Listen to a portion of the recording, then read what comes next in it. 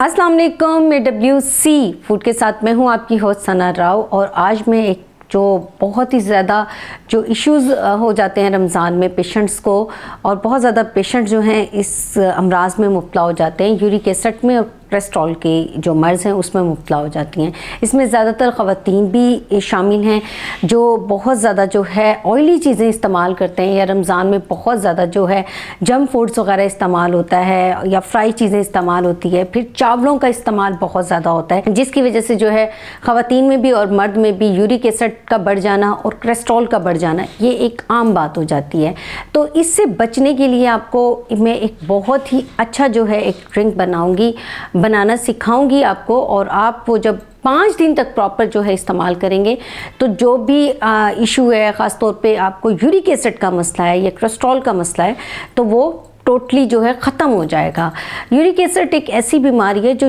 Joint से शुरू होती है और हमारे जो जॉइंट्स में है उसमें पेन शुरू हो जाता है, जिसकी वजह से जो है हमारे जॉइंट में क्रिस्टल जो है जमना शुरू हो जाते हैं, और फिर इसके बाद हम उठने बैठने से, इवन कि हम वॉशरूम जाने से भी तंग हो जाते हैं और हम मोहताजगी की जो है ज़िंदगी बसर करना शुरू कर देते हैं। हम एक ऐसे स्टेज पर जाएँ, एक मरीज़ जब ऐसे स्टेज पर जाता है तो इससे बेहतर है कि हमें पहले ही जो है बेहतरीन जो छोटा सा इलाज है वो मैं आपको बता रही हूँ, वो आप कर लें तो आप जो इतने बड़ी बीमारी का शिकार होने से बच जाएंगी। तो इसमें आपने सबसे पहले लेना है कद्दू आपने एक दरमियाने साइज़ का आपने कद्दू लेना है। कद्दू को लेके आपने डंडी समेत और पील समेत यानी उसके छिलके समेत काटना है, और आपने काटने के बाद वो कच्चा सा आपने कद्दू लेना है, लौकी जिसे कहा जाता है, और इसके बहुत सारे बेनिफिट्स हैं। ये एक जादुई सब्ज़ी कहा जाता है और ये खाना सुन्नत भी है और हज़रत मोहम्मद सल्लल्लाहु अलैहि वसल्लम को पसंद भी थी।